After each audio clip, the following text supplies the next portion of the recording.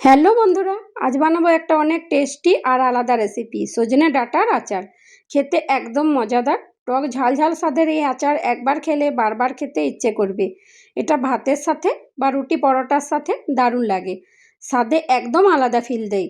ঘরোয়া উপকরণ দিয়ে খুব সহজেই বানানো যায় এই স্পেশাল রেসিপি। মাছ রান্না করলে বা মিক্সড ভেজ বানালে এই সজনে ডাঁটার আচার দিলে স্বাদ দ্বিগুণ হয়ে যায়। তাই ডাঁটা শেষ হওয়ার আগেই বানিয়ে নিন। চলুন শুরু করি। সবথেকে প্রথমে আমি নিয়ে নিয়েছি সজনে ডাঁটা।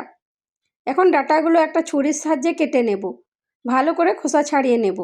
সব ডাঁটাগুলো কেটে নিয়েছি। আমি 1 কেজি ডাঁটা নিয়েছি।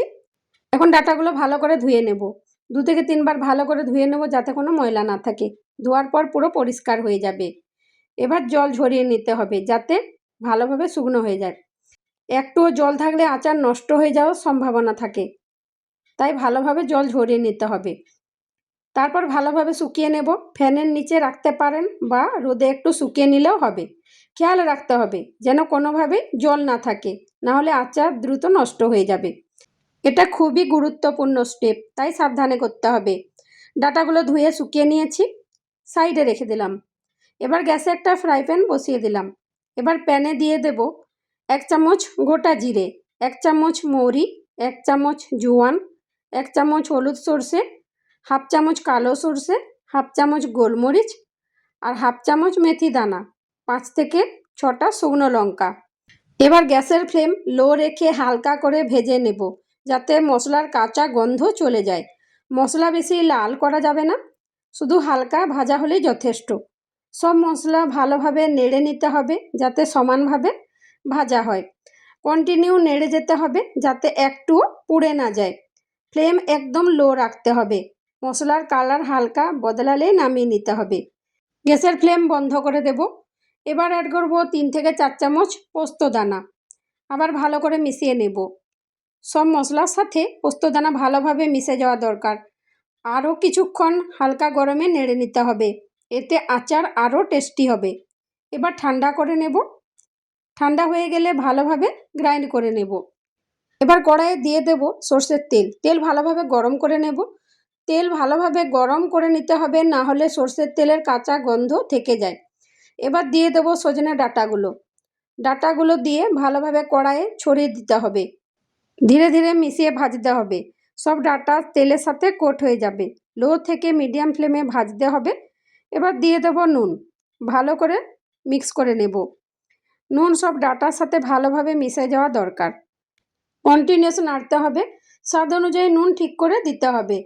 আস্তে আস্তে সব কিছু একসাথে মিশে সুন্দর গন্ধ আসবে।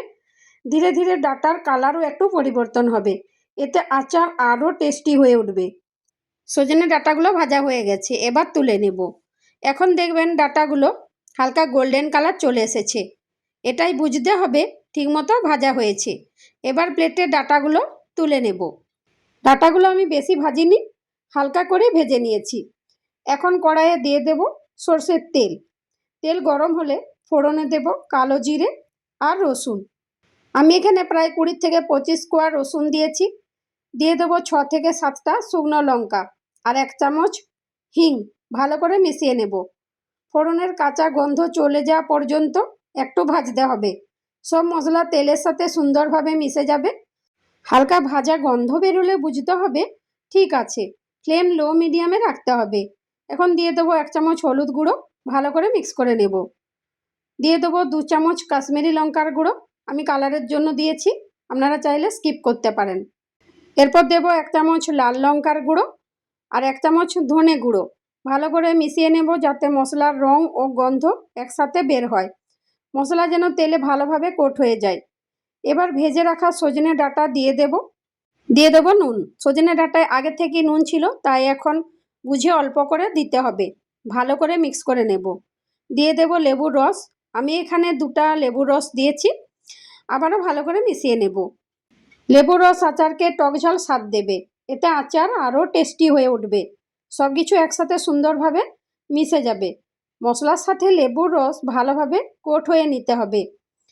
শেষে আগের ভেজে রাখা মশলা গুঁড়োটা দিয়ে দেব।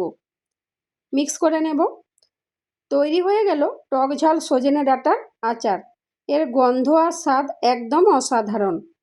এখন একটা পরিষ্কার কাচের জার নেব। খেয়াল রাখবেন জার যেন একদম শুকনো থাকে, একটুও জল না থাকে। এবার আচার জারে ভরে নেব। জারটা ভালোভাবে টাইট করে বন্ধ করতে হবে, কোনোভাবেই বাতাস ঢুকতে দেওয়া যাবে না। পরিষ্কার ও শুকনো জার ব্যবহার করা খুব জরুরি। রোদে রাখতে হবে যাতে ভালোভাবে সেট হয়ে যায়।